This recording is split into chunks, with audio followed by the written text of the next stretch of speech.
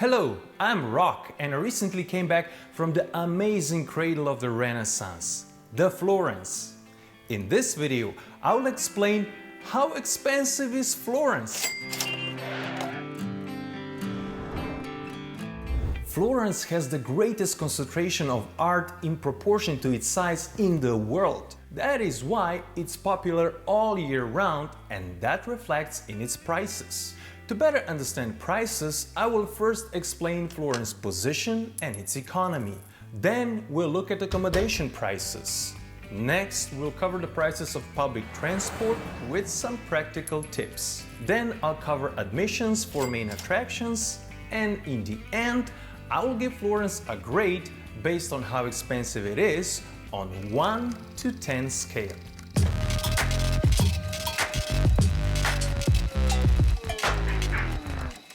Italy is the founding member of European Union and 8th largest economy in the world.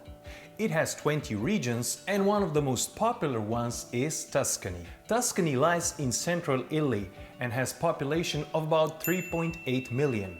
It has many UNESCO World Heritage Sites like San Gimignano, Pisa, Lucca, Siena, and of course Florence, the regional capital of Tuscany. It is considered to be the birthplace of the Renaissance, a major national economic center, as well as a tourist and industrial hub. Florence attracts millions of tourists every year, and it is a popular destination all year round because of its culture, Renaissance art, architecture, and monuments. Florence is among the most interesting and the most visited cities in Europe, and tourism is its most important industry.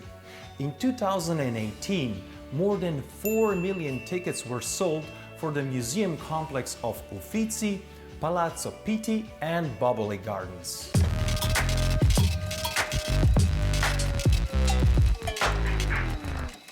Florence offers many accommodation options with plenty of villas, small and big hotels, B&Bs, apartments, guest houses, Airbnbs, and budget-friendly hostels.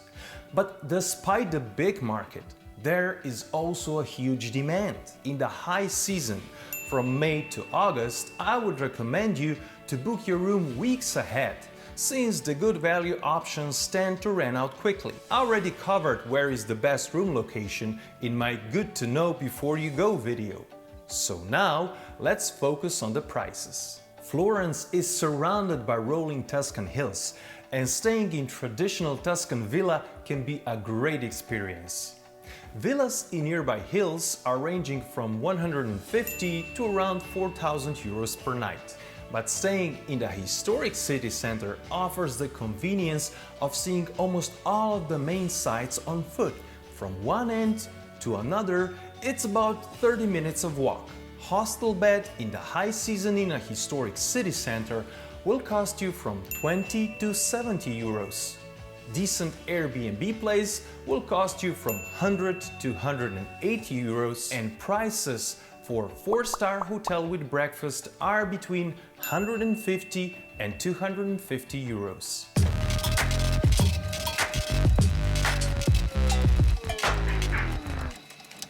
If you get tired of walking in Florence, you can easily use public transport. City buses are the most popular choice since they run frequently. There are single and multiple ride tickets available. They can be purchased at newsstands, tobacco shops, coffee shops, and small stores labeled with ATAF sticker. You can also buy them on the tram stations, since the same ticket can be used for the bus or the tram. The best idea is to buy tickets before boarding the bus. You can try to buy tickets from the driver, but they often ran out of paper or something else. On the bus, you need to validate your ticket, so the date and time are printed on. After that, it is valid for 19 minutes and you can hop off and on any bus. Single ride ticket costs 1.5 euro and 10 ride ticket costs 14 euros. If you somehow manage to buy ticket from the driver, it will cost you 2.5 euros, but make sure you have the exact amount ready. there are many ticket controllers and fines are ranging from 40 to 240 euros. If you fly to Florence, you will probably use the new tramline T2 that connects Florence Airport with the city center. The validity process for the tram ticket is the same as for the bus, since it is the same ticket. This means that the tram ride from the airport to the city center will cost you 1.5 euro.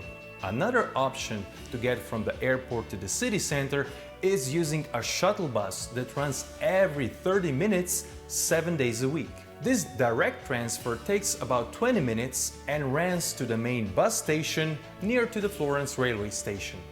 The shuttle will cost you 6 euros.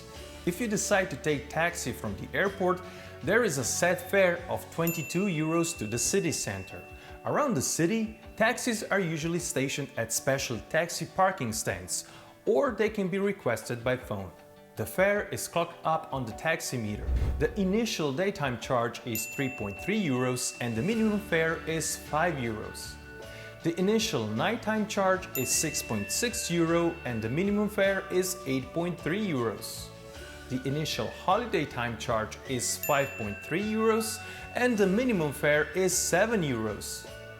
Usually, the taxi will charge 1 euro extra per bag and they will also add 2.2 euro extra if the taxi was requested by phone. In general, taxi service in Florence is expensive.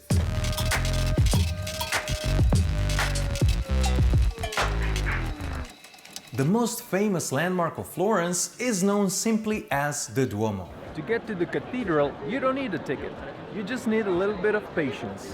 The cathedral is free of charge and requires no ticket. But for the other parts, you need to buy a combined ticket that gives you access to the entire church, including the dome, and it also gives you access to the baptistry and the museum behind the church. The dome ticket also gives you access to the bell tower, but you'll have to wait in line to get in. Even if you want to see just one attraction, you will have to get the combined ticket for all the monuments. However, if you want to climb the dome, you need to do a mandatory in advance time booking and you should do it weeks before you visit. That means that you should buy tickets online. If you want to get to the top of the dome or cupola, you'll need to get a ticket that says the exact day and hour of your entrance. The ticket costs 18 euros.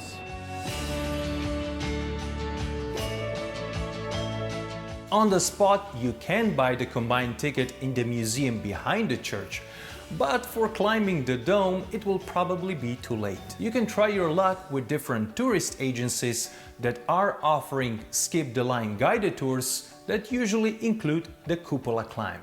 The combined ticket allows you to visit all the monuments within 72 hours of visiting the first one. Each monument may be visited only once.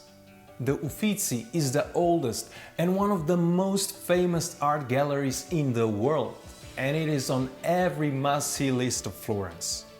It offers so much amazing art in one place that you can easily spend half a day or even the entire day in this gallery. When visiting Uffizi, make sure you don't have other plans since you never know how long the visit will take. First of all, you should book your visit with a set time of entrance few weeks before the visit. Booking service for the Uffizi is 4 euros. This will save you considerable amount of time. How does it work? On the official Florence Museum website called B-Ticket, you can book the time and date of your visit. You will receive a confirmation email. Print out that email and bring it to the ticket office. There it will be exchanged for the entrance ticket. With your ticket, you can now enter the museum, skipping the line through the fast-track lane.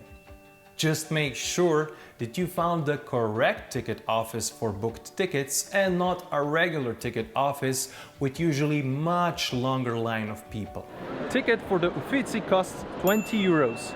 But be smart, go online and book your tickets way ahead. If you buy tickets on the spot, You will spend a lot of time queuing just to get the tickets, and there will be no guarantee that you'll be able to enter that day. If besides the Uffizi you plan to visit Boboli Gardens and Palazzo Pitti, you should get a special 3-day single ticket for 3 consecutive days for Uffizi, Pitti Palace and Boboli Gardens.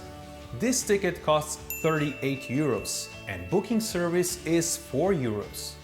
This way you will save 8 euros for the tickets and additional 6 euros for the booking service, plus you will save a considerable amount of time at the ticket offices. Accademia Gallery is another must-stop for anyone visiting Florence, since it houses the original David of Michelangelo, sculpted at the beginning of 1500s. It is advisable to buy the ticket in advance and book your entry time this way. The ticket will cost you 16 euros. In Florence, you'll also find a lot of amazing art that you can admire for free. You can find it in churches or in squares, including the main square, where you'll find a replica of the most famous statue in the world. The main square has also amazing fountain and the Loggia dei Lanzi, a fantastic outdoor sculpture gallery from 14th century.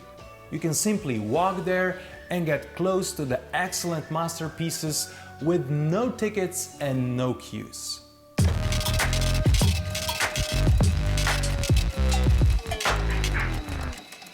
On the worldwide cost of living chart, Florence is ranked 47th. On my how expensive this place is scale from 1 to 10, where 1 means crazy cheap and 10 means crazy expensive, I would give Florence an 8, meaning it is an expensive place. Florence is popular all year round, and price-wise there isn't much difference when you decide to visit. Of course, you'll get much better accommodation options and less crowd in the museums and galleries from October to April. But in general, accommodation is expensive, taxis are expensive, and food is expensive, and also admissions are not cheap. But despite that, Florence offers unique and unforgettable experience, and it is well worth the price. I hope now you have some better understanding about how expensive is Florence. If you like this video and you find it useful, give us thumbs up. And don't be shy, use that comment section below to share your experience, your thoughts and your ideas about Florence. And don't forget to hit that subscribe button. This way you will help us create more videos like this one. Thanks for watching and see you next time.